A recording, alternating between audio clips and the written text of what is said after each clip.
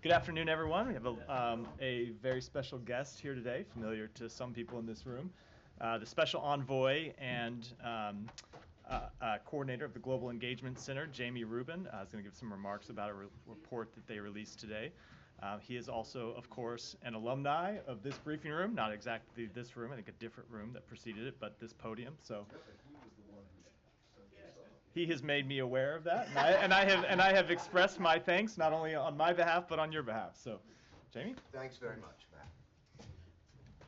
Matt. Thank you all. All right, Matt. Don't start already. So, thank you all for giving me this opportunity to talk about a new report that we've just put out.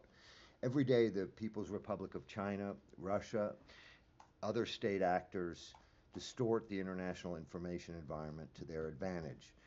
I believe there's nothing less than the future integrity of the global information space at risk. We're pleased to release this first-of-its-kind report on PRC information manipulation. It's a comprehensive look at how the PRC and the Communist Party of China attempt to distort the global information space to advance its geopolitical objectives. When you look at the pieces of the puzzle and you put it together, you see a breathtaking ambition on the part of the PRC to seek information dominance in key regions of the world. This report draws on publicly available sources as well as new information to expose the PRC's tactics, techniques, and processes to pursue that objective. It describes how China, the People's Republic of China, has invested billions of dollars to construct a global information ecosystem to promote propaganda, censorship, and disinformation. It explains the 5 key elements of that strategy: leveraging propaganda and censorship, promoting digital authoritarianism, exploiting international organizations and bilateral partnerships, and pairing co-optation and pressure, as well as exercising control of Chinese language media. On issues the Chinese government deems sensitive, the PRC has employed online and offline intimidation to silence dissent and encourage self-censorship. It's also taken measures against corporations that challenge its desired narratives on subjects like Xinjiang and Taiwan. On WeChat, an application used by so many Chinese-speaking communities outside the PRC, Beijing has censored and harassed individual content producers. As well, Chinese corporations have harvested data that has enabled Beijing to target specific individuals and organizations. They're seeking to create an emerging community of digital authoritarians. It's exported aspects of its digital surveillance state to the rest of the world and propagated information control tactics with a particular focus on developing countries. As other countries emulate these tactics, they are increasingly receptive to Beijing's propaganda, disinformation, and censorship. Let me be clear, every country has the right and every right to tell its story to the world, but a nation's narrative should be based on facts, and they should rise or fall on its own merits. By contrast, the PRC advances through coercive techniques and increasingly outright lies. This is not simply a matter of public narrative, but a national security subject. Our values and our interests are in jeopardy.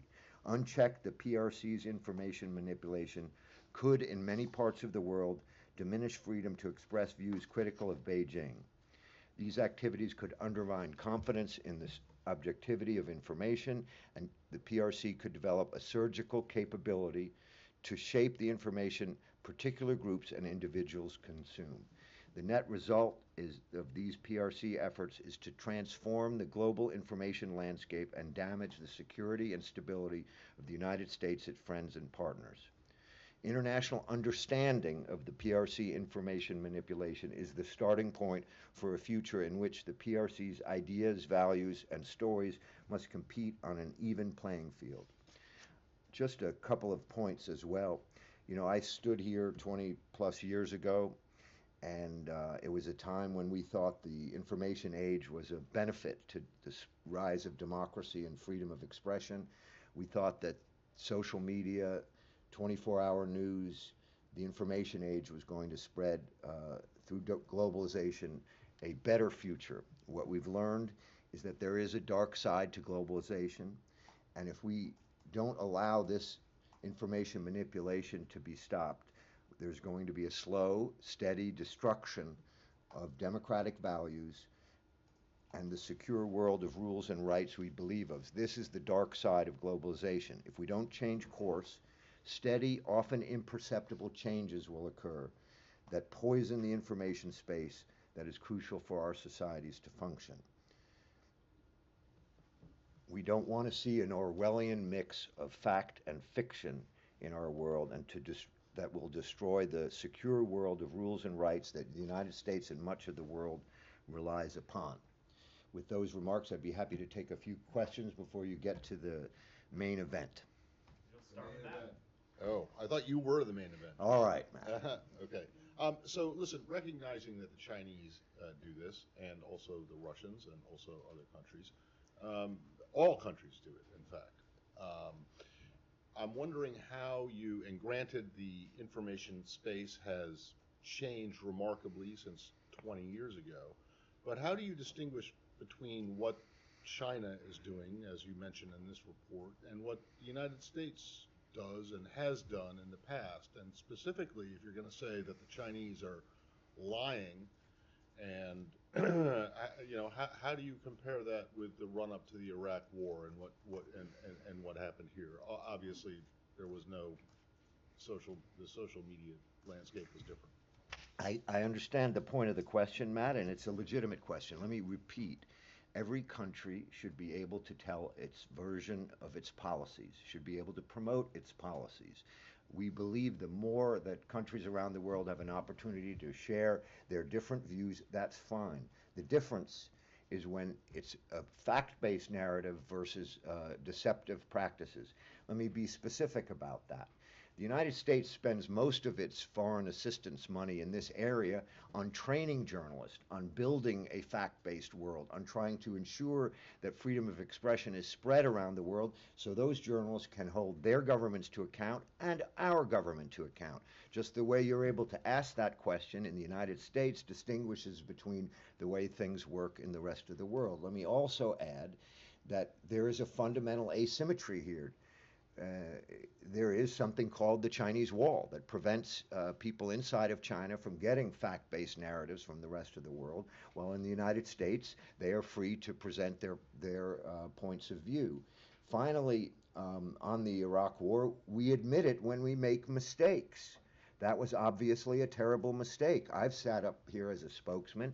Hopefully Matt will never have to do this, and admit when mistakes are made. That's what you do when you want a fact-based narrative.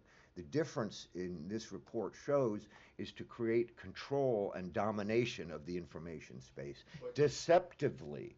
There's a difference between saying the Chinese government believes X is true and having a non-Chinese government persona in the information space pretending to be someone else saying something is true.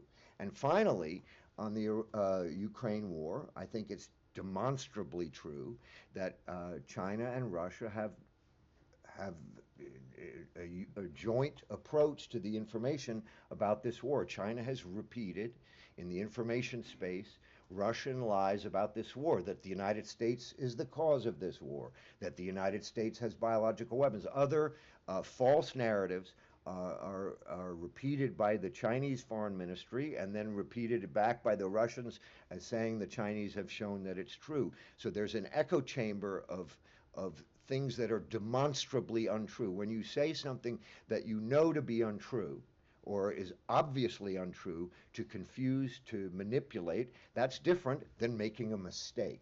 In the United States, I like to think when we make a mistake and it's demonstrable, we admit it. Well, it took several years for you guys to admit that you made a mistake on, not you personally, obviously, but when you talk about fact-based narratives, are you saying that the George W. Bush administration was not presenting WMDs in Iraq as a fact, that was not a fact-based narrative? Or you were trying to present it as something I know the last thing we all want is to relive the WMB fiasco, but let me just say that at that time, and I'll be very candid about this, I thought they had WMDs. I read all those intelligence reports. I was wrong. Everyone was wrong. That's different That's than different consciously than knowing that you don't have. intentionally- wait, so you don't think that that administration back then? I'll leave it to knew that them it was- to, I'll leave it to them to All right. make their case. I'm Thank just you. giving you an example. Okay, To Mary. thanks. Hi, thank you. Thanks for doing this. I'm wondering if you are sharing the findings of this report with the Chinese government, with your Chinese counterparts.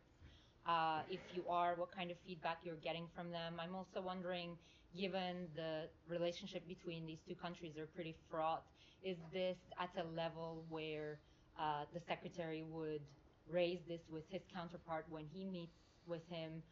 Is this likely to be added to the list of irritants in the relationship? Thank you for that question. I don't expect us to share this particular report, but it's online publicly right now. So the Chinese government will see it.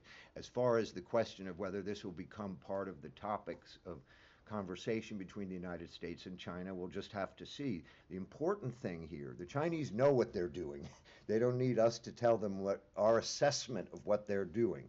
What the point of this report is to ensure that the rest of the world, the people that are the subjects and objects of their information manipulation, have the best chance possible to know when deceptive techniques are being used. Let me give you an example. A couple of years ago, the GEC put out a report on pillars of Russian disinformation. As a result of that report, journalistic organizations around the world went to those websites, those portals, and realized that they were getting repeated Russian misrepresentations, and those portals collapsed. So what we were hoping is that with additional, by bringing these tactics and techniques to light, look, you're journalists. Journalism is something very important to me. I think all of us believe in a fact-based narrative. This problem is obviously in this report about China. We've talked about it in Russia. The world that we're facing, where people will not be able to distinguish between fact and fiction, is something that all of us, I would think, I hesitate to say it because I know there's a divide between government and journalism, but on this subject, the freedom of expression and living in a fact-based world, the whole of society is at risk. And so we need journalism, we need civic society, we need education systems. We have to build a ecosystem where these deceptive techniques do not take hold. Leon. Yeah, thanks for having. Thanks for doing this. I was wondering. I apologize. I haven't read the whole report. I didn't That's have okay. time It's to long try and it. it's understandable. But from what I did see, there's a lot of secondhand sources and a lot of things that we know about, that's been reported, done, what have you. So I wanted to know to what extent you, as the U.S. government, has uncovered new activities that you could pinpoint to or highlight. Yes. By the way, for all of you, obviously, so you can get to the main event, we're happy during the course of the day to take your questions at the GEC about the report if you have any specific questions. But directly right now, there's an example of a manufactured persona named Yi Fan, who pretends to be an international affairs commentator that's clearly, in our view, the U.S. government's view, operating on behalf of the foreign ministry. That's an example.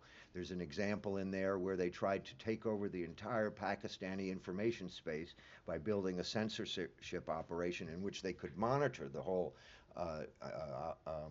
information space so that they could make adjustments and changes.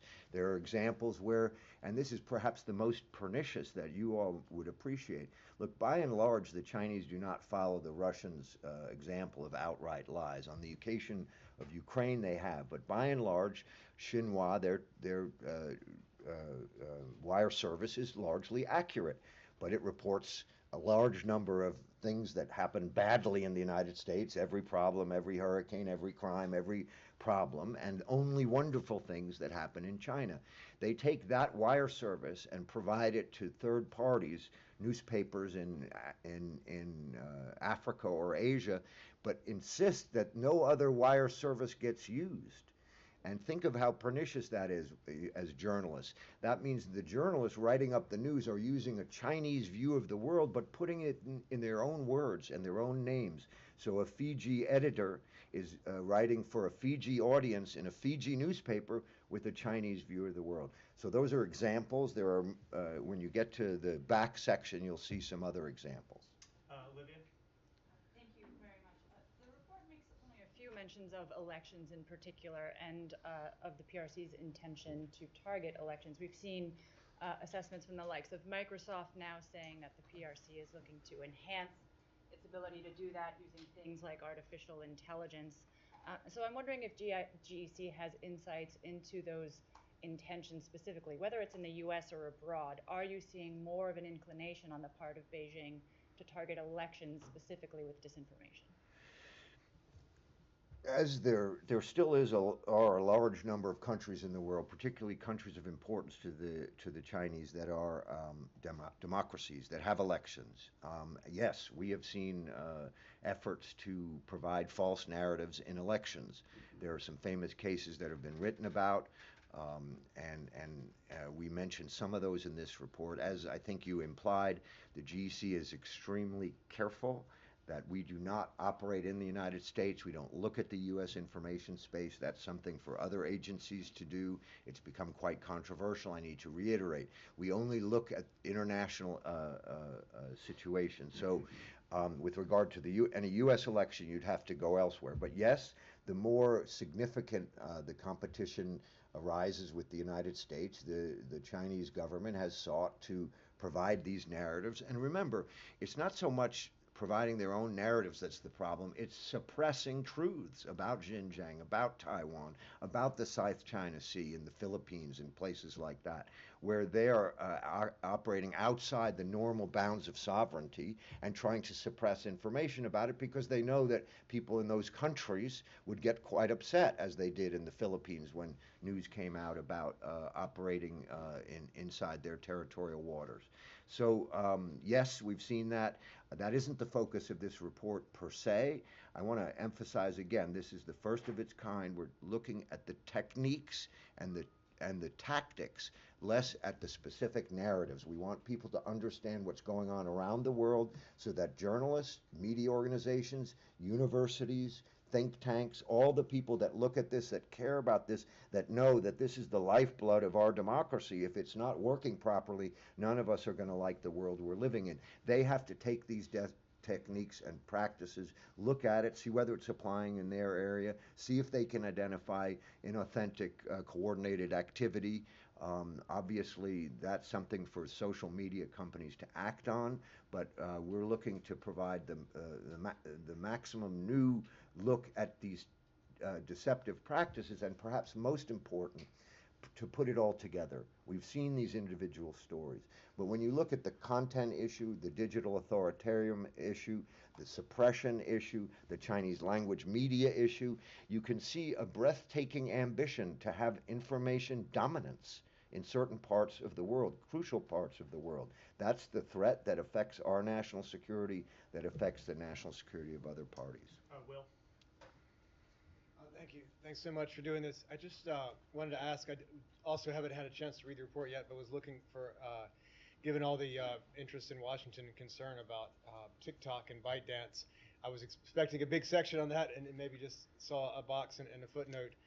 So I was wondering if that TikTok concern is overstated or if there are challenges and problems associated with that. There is a section in there. You've correctly identified it. Look, when this report has been prepared over many, many months, we've collected as much information as possible. We've had to make judgments of what to include and what not to include. Believe me, in the old days, it was much easier to get things like this cleared in the system. And I've been stunned after 20 years to watch how hard it is. So we had to make choices. We tried to provide sections where we thought we were adding to the knowledge of the world and not TikTok has been a subject of mega discussion, but we do identify specific efforts by through TikTok to pick and choose who gets to speak, how they get to speak, and to be able to identify both for purposes of suppression and for purposes of developing tailored narratives individuals through that portal. All right, we have time for a few more. Alex? Can I just follow up on Olivia's question? Thank you for doing this.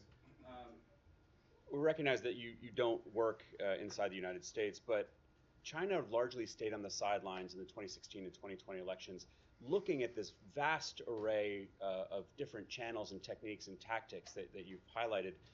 have you been able to glean anything about what they might do in 2024 as we go into this presidential election cycle at a time when tensions are so fraught? And can you just speak to this moment, why you're putting this out now? Is this a particular moment, do you believe? Let me take the second one first. I know there's always a question of timing and why one does this, one doesn't do this. I think this was more a case of not doing it with the government shutting down than it was a question of picking this timing. We have been working on this report for a long time. When I got here 9 months ago, it was just starting. Again, as you'll see from the government information in there, some of this, takes a while to work through the interagency process. There is no reason for today as opposed to yesterday or tomorrow, other than we didn't want to change our schedule because of the prospective government shutdown, because national security doesn't stop because of government shutdowns, and we wanted to make that absolutely clear. It will obviously affect a little bit of Post's ability to work with it overseas. On the first one, it's much easier. I need to reiterate, the GEC does not look at the information space in the United States, and that is something I've imposed, even though it was done before. I've said it over and over again to our staff. It's been a controversy that's misunderstood what we do. We do not look at the U.S. information space. We look at what China and Russia and Iran and terrorist groups do in the rest of the world. I'm less worried about what will happen here, where we have an elaborate protections for the freedom of the press and abilities in a country where freedom of the press is such an important aspect of our society, than I am worried about younger emerging democracies, places where there are fewer outlets, places where, take Honduras for example, suddenly they took the entire Honduran press corps and flew them to China to get an indoctrination. That's where the Chinese tactics and techniques, I think, will have the greatest impact. So that's what we focused on. And again, we just don't look at the U.S. information space. Right, but I appreciate the point. Let's do Abby and Michelle, and then we'll let you go. Thank you. Thanks again for doing this. So you just laid out a pretty stark picture of the dangers of information dominance, a really complicated system.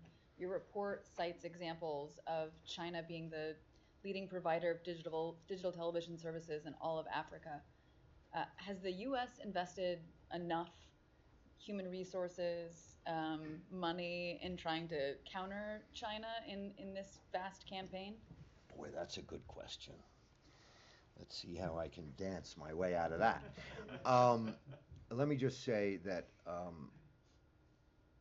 I've given some briefings around here in the State Department, and for those of you who have been around a long time, you may remember they used to talk about Richard Clarke and George Tenet running around with their hair on fire before 9/11. Some days I feel like my hair is really hot, and that people are too often regarding this as a communications problem, as a PR issue, as a public diplomacy issue, when to me, and I think for the reasons I suggested, this is a national security threat. There are domains in the world.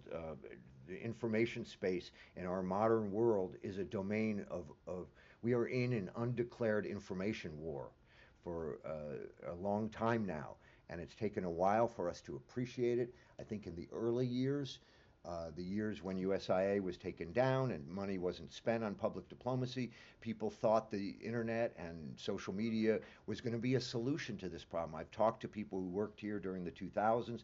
They thought by spreading Twitter and Facebook and all of these social medias, that this was a way to spread democracy, and they didn't think through the dark side of globalization, the dark side of these tools. I think it's becoming increasingly clear. Let me just say, the short answer to your question is no, we're not spending enough money. I think we should spend a lot more. That's my personal opinion. Two, Secretary Blinken brought me to this job, brought me back to government service after 20 years because he thinks it's important. And I've seen him seek assistance from the intelligence community to begin to treat this issue with the seriousness it deserves. Whether that gets translated in funding and us doing a better job? I can't say. But I can also tell you that it's not so much a matter of the U.S. government spending money promulgating its point of view as it is an understanding in all of society, civil society, businessmen, culture, arts, education. We all have to, who live and thrive in this information environment, have to see how easy it is for foreign actors to destroy and create an Orwellian mix of fact and fiction for us. And we all have to do something about it. And we can only do so much here in the government. Look, I know every day I'm facing this balance between freedom of the press and censorship issues on one hand and trying to deal with the weaponization of information at the other. And that causes us to be careful in what we say and what we do, because we don't want to cross the line into censorship or trying to decide what's true or not true. That's why this report focuses on techniques and tactics rather than trying to pick up every sentence or every statement and say, is this true or is this not true? People can decide that for themselves so long as they know where it comes from. The worst difference is between in Slovakia or where I've been traveling, or sorry to go on so long, Bulgaria, where they're seeing a report that says the United States has biological weapons in Ukraine, instead of seeing Russia says the United States has biological weapons in Ukraine. Those are two very different statements, and too often they're seeing the first. That's what we need to fix. That's what I'm focused on. Last one, Michelle. Other than publishing this report, what is the U.S. and your center specifically doing to counter the Chinese? Thank you for that, and that's a good place to land. When I got here, I began to study this problem and look at it, and it's really complicated. It affects every aspect of our society. It affects every agency of our government. And I've looked at the different responses that are possible. There's offensive responsive messaging, what Matt does every day so well, and Secretary Blinken does so effectively. And then there's a question of defense, and how do we defend ourselves? And I've chosen, because I think it's where I can make the biggest impact, to focus on the defense. How to harden our societies to develop interoperability between other countries. So I've been traveling to Europe, working on methods and means to have us all have a common operational picture so that we can all understand the problem together and then minimize the danger. There's obviously two parts to this, telling the truths, rebutting the lies, and the other part is hardening ourselves against it. I've chosen to focus on the latter. I've worked very closely with the intelligence community on this. There are things, that we work on sometimes we can't talk about. Sometimes I maybe will be able to talk about. But I think the most important thing the GEC can do as a small little entity, remember, we're a couple hundred folks sitting here looking at this horror of the information war, feeling like I wake up every morning like, what are we going to do about this? But we think it's better to focus for the moment on the defense and leave the messaging to Matt and Secretary Blinken and all the other ambassadors around the world who are our best messengers. Can I just ask you one USIA, you mentioned USIA, right? Yeah, I did open myself up there, yeah. Yeah, you did. Because under whose administration was USIA abandoned? Or are you saying that was also a mistake? Well, that's a policy judgment, and I'll answer that, Matt, and thank you for bringing that up. It was it was the first policy issue I worked on with Secretary Albright, and there was a situation that's worth remembering. Senator Helms, the chairman of the Foreign Relations Committee, was holding up the Chemical Weapons Convention, and it was a high priority for President Clinton. He also believed there were too many foreign affairs agencies, the Arms Control and Disarmament Agency, the USIA, and the Agency for International Development. He wanted all three abolished. And Secretary Albright asked me to work on that. Now, it's easy now to go back and say we should have had a USIA and kept a USIA, but the issue then was there was no funding for the programs. At the end, let me finish, Matt, let me finish. Matt, let me finish. Still remember how to do that. Yes. The funding for the programs had dropped dramatically, just the way the defense budgets had dropped. We were no longer funding these programs, and USI's shell, its bureaucratic mechanisms, it's having its own, legislative affairs office, admin, exec, buildings, coterie, that was cost costing too much of the money. And the USIA director at the time, Joe Duffy, agreed. And that's why it was done. In the absence of the Chemical Weapons Convention, would it have happened? Probably not then. But I think the issue was, as I mentioned, we didn't believe that we had a problem then. We thought at the end of the Cold War, many people, the conventional wisdom was that the spread of information was going to be a net plus, and increasingly we're finding that, particularly through social media, it's increasingly a net minus, and it's the dark side that we need to face. But you think it was now you think that it might have been a mistake? Well, as I said, there were good reasons to do it, and you can't change history, and the Chemical Weapons Treaty was being held up, and I said if it weren't held up, it might have been a different calculation, but it was. Thank you, everyone. Thank you, Jamie. Yeah, thanks for doing that. I enjoyed that. It's nice to see someone else get up here and dance for a change, and do it so gracefully. Maybe I'll get Ned in here on Monday, Tuesday. Time for 2 more, 3 more? Just kidding. Go ahead, Matt. I just want to. I think you probably won't have a whole lot, if anything, to say more about the Travis King situation, but I just want to know what the latest is. I don't have anything to say. He obviously arrived back in the United States on a Department of Defense plane. It's now a Department of Defense matter. No further involvement for the State Department, so I'd refer anything to them. Yes. Alex. Ask about Karabakh. Before that, very quick question. Just speaking on Russian disinformation, Putin today praised sham elections in Ukraine as quote-unquote open, fair, and competitive, which reminds me that you guys were supposed to come up with sanctions. Are we not too late? Are we chasing the ambulance here? Are we? What was the last part of it? What was? You gotta chase the ambulance. I mean, chase an ambulance. So if the question is, are we going to impose sanctions? I think you know the answer that we do not impose, or we do not preview our sanction decisions from the podium. But we have been quite clear about our opinions on the so-called elections, the sham elections, the fake elections that President Putin has staged in Ukraine, and we have been quite clear that no one in the world respects those or believes that they are real elections. And I think our record of imposing sanctions on Russia and other measures to hold them accountable for their actions with respect to Ukraine has also been quite clear. Thank you. Moving to Karabakh, do you have a comment on Karabakh Armenia's statement today that they will cease to exist next year? There are reports that the U.S. is planning to announce its own disaster assistance response team in the region. Do you have anything on that? With respect to a disaster assistance response team, Ambassador Power announced yesterday that USAID had deployed a disaster assistance response team to coordinate the U.S. humanitarian response. That team will assess the situation, identify priority needs to scale up assistance, and work with partners to provide urgently needed aid. And if you talk to USAID, they can provide you more details about that. And on Karabakh Armenia's statement that they will cease to exist as an entity as of next year. What is the U.S. response?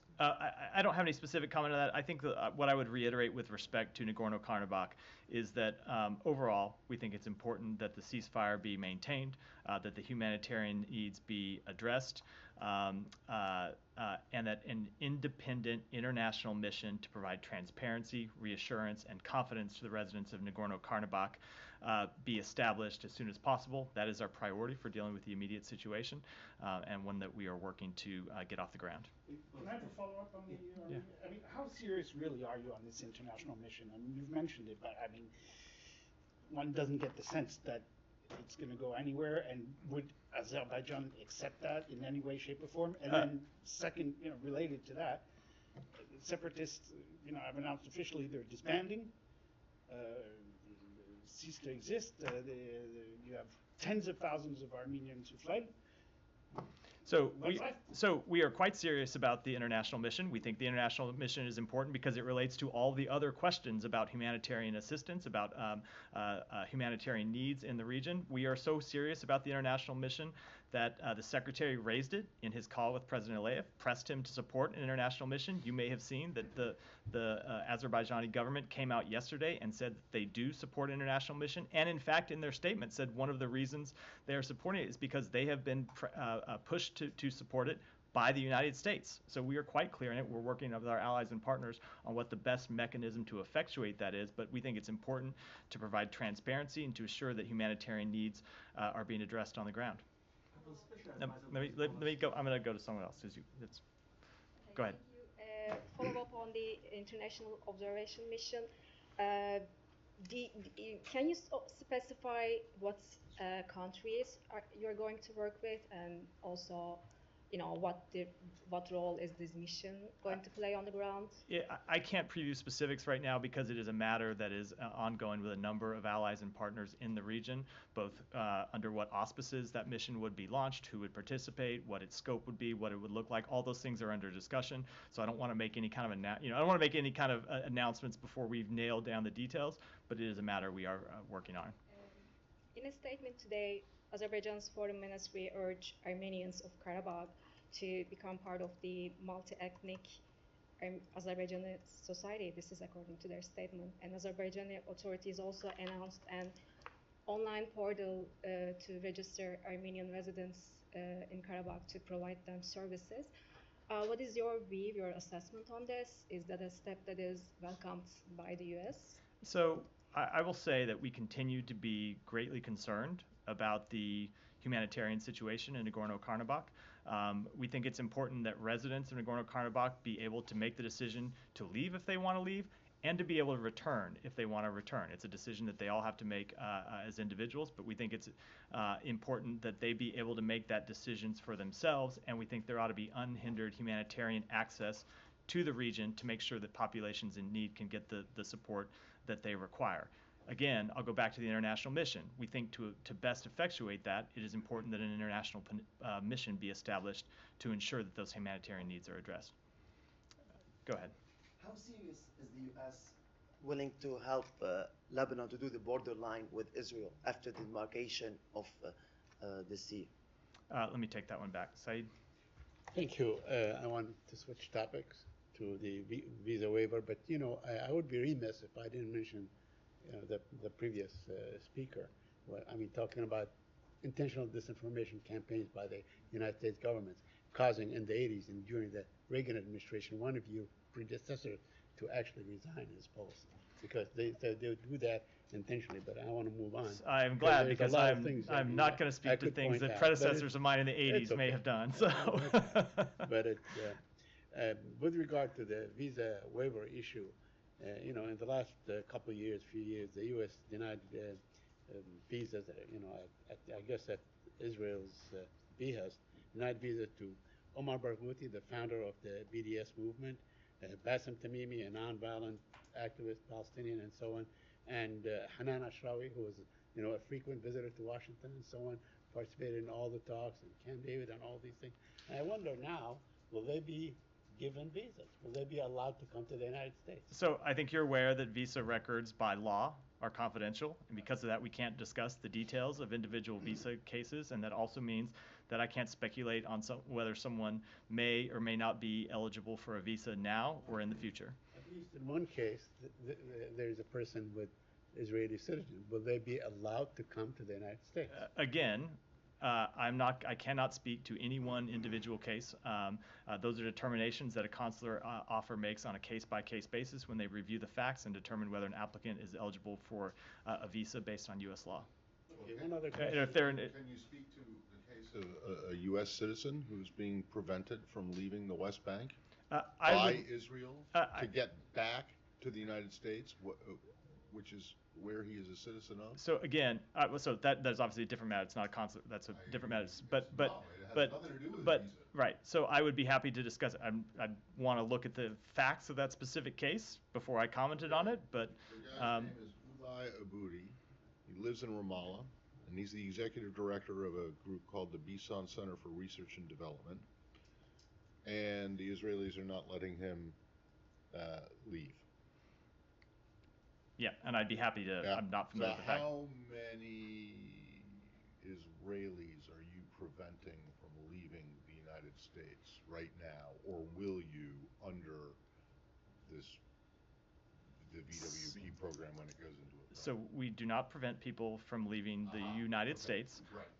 But I cannot, to the details of that specific case, I obviously am not aware of this individual case and can't speak to them and the reasons why. Let me just ask you one more question. I mean, this, at least interpreted by the Israelis, by the Americans, by Mr. Netanyahu himself to be really a great victory for Mr. Netanyahu at a time when you have a great deal of differences, especially over, the judicial reforms and so on. Do you feel that now he's far more emboldened to continue, despite probably the sentiment of hundreds of thousands of Israelis, if not millions of Israelis, by really giving this kind of gift at this particular time, at a time when his government does all kinds of abuses? I would say the decisions that we make with respect to Israel are decisions we make about in the best interests of United States national security and in the best interests of the security of the region. They are not decisions that we make with respect to any one government. They are decisions we make with respect to the relationships between the United States and Israel. And I should reiterate that President Biden has been a friend of Israel for decades. He has been outspoken about how this relationship transcends U.S. and Israeli administrations because of our shared longtime commitment to democratic interests and values. That does mean there are times when we disagree with things that this Israeli government does, as we have disagreed with positions that previous Israeli governments have taken. And when that happens, we express our disagreements openly. We express them privately with them. We at times press them to take different actions. But it doesn't mean that we don't take decisions that we believe are in the best interest of the United States and in the best interest of the Israeli people. So you don't think that this kind of thing, under this kind of prime minister, will in any way impact his resolve to continue pushing forward for these judicial reforms? You don't think that is totally independent of that? I think that is totally independent of that, especially when you consider the fact that we have been quite clear about the fact that we think such changes as judicial reform need to be taken with the widest consensus possible. We've been quite clear, including in conversations direct between the president and the prime minister. So let me. I'm gonna. You don't have to shout out questions. I've got time. I'm gonna come around the room. Go ahead. Thank you. The Iranian IRGC yesterday they put the third version of the imaging satellite to the low orbit, and they may use this technology to facilitate their nuclear programs and ballistic missiles. Do you have any reaction and comments on that? Yeah, we have seen the reports that Iran launched a satellite. We have long made clear our concerns about Iran's space launch vehicle programs, that they provide a pathway to expand its longer-range missile systems.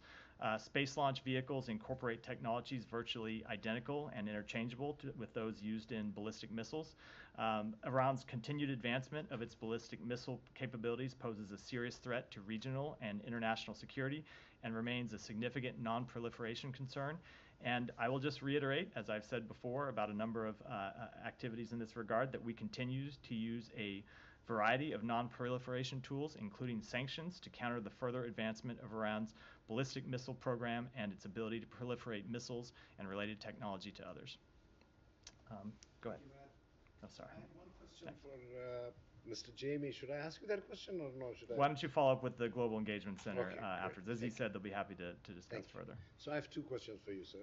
Oh. One of them is that a week or 10 days ago, there was a big rally outside the White House by Pakistani Americans.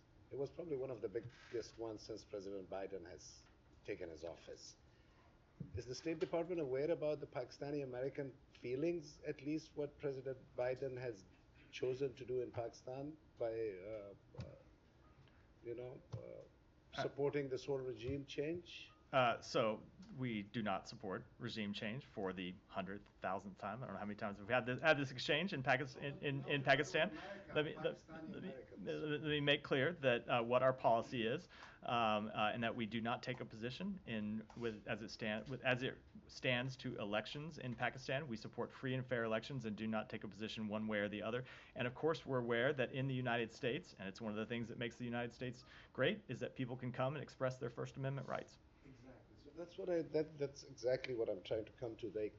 So a lot of the Pakistani Americans are now seriously starting to feel that how is President Biden making his judgment when on one side you have an ally country who's providing weapons in war against Ukraine? You stand here, you talk about Germany, Belgium, other countries being ally of the U.S. with the war in Ukraine. With Pakistan, you don't talk about it.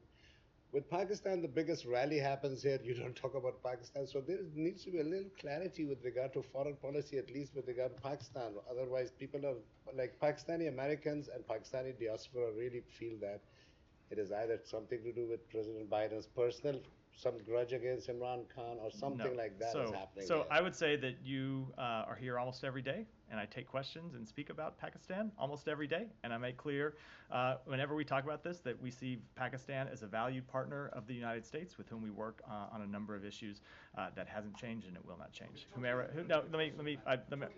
I'm gonna give some other people a chance to ask a question. Humaira, go ahead. I'm wondering about Secretary's upcoming meeting with his Indian counterpart, Jai Shankar, because Canadian Prime Minister Justin Trudeau just said he was sure that Blinken would raise the murder of Sikh separatist leader with his Indian counterpart, so will he? So one of the practices I'm going to continue to try to adhere to, which is to not speak publicly about what Secretary Blinken or other representatives of this department will say in their meetings before. Hold on. I will speak for myself. Before the secretary has a chance to say it directly to those counterparts. So what I will say, however, is that we have consistently engaged with the Indian government on this question and have urged them to cooperate. And that engagement and the urge for them to cooperate will continue. Right. And in your continuous engagement, when you're urging the Indian government to cooperate, what kind of feedback are you getting? I'm not going to speak to, they can speak for themselves. I'm not going to speak to what they say in private diplomatic conversations. I will speak to what I say, or what we say, and that is we urge them to cooperate with the Canadian investigation. And there was the comments of the U.S. ambassador to Canada, I think, maybe a week ago. I'm not entirely sure if you were asked about this publicly, but he basically said the intelligence that was provided by Five Eyes led to Justin Trudeau's Canadian Prime Minister's assessment. Are you able to confirm that in any way? I am not going to speak to intelligence matters from the podium. Go ahead.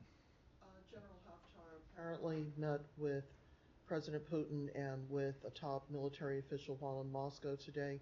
What is the U.S.'s assessment of Moscow's welcoming of General Haftar? And is there a concern that this might be a potential destabilizing moment for Libya's future?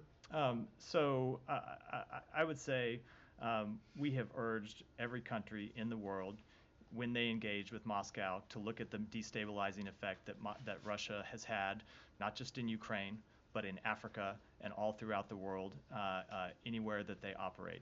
And so we would urge any country that's considering engagement with Moscow or that is entering into agreements with Moscow to go into that with very clear eyes about the destabilizing effect of Russia's activities. Shannon, go ahead. We've seen some reports from Department of Homeland Security and other agencies that employees are being notified a shutdown might be imminent. Has the State Department sent any kind of communication like that? I'm not aware of us sending a communication out to employees of that nature. We have had planning going on for a number of days, contingency planning in case there is a shutdown. We continue to work through that planning in the coming days to make decisions about what functions are essential to national security that cannot be suspended even in the case of a shutdown, and what functions unfortunately do have to be suspended while a shutdown continues. That said, we remain hopeful that Congress will do its job and fund the government, but we are making contingency planning in case they don't. And I also briefly asked about the email hack earlier this year that impacted the State Department. Sources from over on Capitol Hill say that some 60,000 emails from the State Department alone were gathered in that hack. Is it still the case that the State Department feels that there were no classified emails that were obtained in the hack? And has the State Department determined through its own investigation who's behind it? So a few things. Number one, I will confirm that yes, it was approximately 60,000 unclassified emails that were exfiltrated as a part of that breach. Number two, No, classified systems were not hacked. This only related to the unclassified system. Number three, we have not made an attribution at this point, but as I've said before, we have no reason to doubt the attribution that Microsoft has made publicly. Again, this was a hack of Microsoft systems that the State Department uncovered and notified Microsoft about. We have no reason to doubt their attribution in the case. Olivia. Yesterday you mentioned that there were some additional meetings between U.S. and PRC officials, and I'm wondering if those have taken place or scheduled to take place, whether they're in Beijing or the United States. There was a meeting here yesterday that Assistant Secretary of State for East Asian and Pacific Affairs, Dan Crittenbrink, held with the PRC Vice Foreign Minister for Asia, Sun Weidong, here at the State Department. The two sides held a candid, in-depth, and constructive consultation on regional issues as part of ongoing efforts to maintain open lines of communication. This is one of the now many follow-up meetings we have had since the Secretary's trip to Beijing in June, and I expect that we'll have a readout later today that will provide further details on the meeting. And since we're on the topic today, I'm wondering whether in any of these meetings U.S. officials have taken the time to warn Beijing against interfering in elections in 2024. Has that, especially as these reports have come out saying that there's more of an inclination potentially on the part of the PRC to leverage technologies to intervene in elections around the world, but especially in the United States. Has that specific issue been raised? So I'm not going to speak to whether we have raised that specifically in any one of these meetings, but I will say we have made clear a number of times to a number of actors around the world that we would take interference in United States elections very seriously. Go ahead. North Korea has adopted a constitutional amendment to ensure its policy on nuclear force. And I'm just wondering, from that, the United States tried to take additional action because of the recent change of DPRK. So the DPRK's unlawful WMD and ballistic missile programs constitute a threat to international peace and security and the global non-proliferation regime. We reiterate that the DPRK should understand that the only viable path forward is through diplomacy. We have made that point clear a number of times. They have continued to reject it. We will do what we have been doing, which is to consult closely with the Republic of Korea, Japan, and other allies and partners about how to best engage the DPRK, deter aggression, and coordinate international responses to their multiple violations of UN Security Council resolutions. Go ahead. Thank you, Matt. In a TV interview with a local Bangladeshi TV channel, Channel 24, U.S. Ambassador to Bangladesh, Peter Hush, expressed his security concern, not only his security concern, even the embassy personnel in Bangladesh. So, and his concern is legit, quite legit, because we have seen a couple of attacks the U.S. ambassador in Bangladesh recent years under the current regime. Is the security taking these concerns seriously? So I'm not just going to discuss specific details around security at the U.S. Embassy or the personnel that work there. I will say that, of course, the safety and security of our diplomatic personnel is of the utmost importance to us. And per the Vienna Convention on Diplomatic Relations, every host country must uphold its obligations to ensure the protection of all diplomatic mission premises and take all diplomatic steps to prevent any attack on personnel. The United States values its relationship with Bangladesh, and we expect that the government will take all necessary actions to maintain the safety and security of all foreign missions and personnel in the country, including ours. One more one. Is U.S. considering 2 more rounds visa restrictions in Bangladesh, including the pro-government media who helped the regime to be a monster? Was the question, are we going to impose? Yeah, because we have seen from Dhaka Embassy that we are thinking about more rounds of visa restrictions. So the media personnel, basically the propaganda machine of the So I'm not going to announce specific steps, preview steps that we might take from the podium. We have taken steps to impose restrictions under the Secretary's authority against members of law enforcement, the ruling party, and the political opposition who we believe to be responsible for or complicit in undermining free and fair elections in Bangladesh. And as we made clear when we announced this policy on May 24th, that's when we announced the policy, not the imposition of sanctions on specific individuals, but when we announced that policy, that it could be applied to any Bangladeshi individual who we believed was responsible for or complicit in undermining the democratic process. So we retain the option to impose sanctions on other individuals if and when we believe it's appropriate. We've had one, I know, but I'm trying to get to as many people as possible. Go ahead. Thank you, Matt. Armed Services spokesperson was recorded in a private conversation, and she had this to say about the Ukrainian military. She said, I know many of them have very far-right leanings. There are some Nazi groups. So, of course, it's not the entire military, but you do have an official spokesperson raising a concern in a private conversation that they do exist there. And even Time Magazine and Associated Press. Where was the private conversation reported? Just so I know what I'm responding to. It was recorded on a call. There were actually some pranksters who didn't know. They kind of faked. It's kind of unbelievable. They faked being Poroshenko, and she somehow believed it. And she had a conversation with them. It's online. But regardless of this, Time Magazine, Associated Press, Washington Post, and others before the war did raise this concern about these radical groups in Ukraine. So my question to you is, are we concerned that through arming them, the arms are potentially landing in the hands of these radical groups? So I'm not going to respond specifically to crank calls. It seems like a new one. I haven't gotten that first, but seems like probably something I should try to avoid doing, especially when I haven't seen the full context. But I will say that we have important accountability mechanisms in place for U.S. arms and U.S. military assistance that we supply to Ukraine. We have strict oversight mechanisms that we've put in place. That also applies to humanitarian and economic aid that we've provided, and we've seen no diversion of those arms at this point. All right, we do tell them, Azov Battalion, for example, we say do not give it to them. We have strict oversight mechanisms in place. Go ahead. Follow up on this shutdown. If it will occur, does it affect the missions outside? I mean, the U.S. missions are all over the world. If what? If the shutdown happens. If the shutdown has occurred, there are specific functions that we are able to keep in place, and others that we have to suspend in the event of the shutdown. I'm not able to preview all those now. We continue to work through it. If there is a shutdown, I'll be able to provide more detail. Let me do one more and then go ahead. So, Barbara Leaf, Assistant Secretary, sat with four representatives last week during the UN meeting with the Qatari, the Egyptians, French, and Saudi regarding the French initiative to resolve the conflict in Lebanon regarding the election. Do we have the right impression that the U.S. are not happy with the French initiative, that they did not achieve anything, and now the Qataris are stepping in to continue their own initiative? So I'm not going to speak to the French initiative. I will say that we continue to support free and fair elections and leave it at that. Abby, we'll finish and then we'll wrap up. The deadline for the 5-year authorization of PEPFAR funding is this Saturday.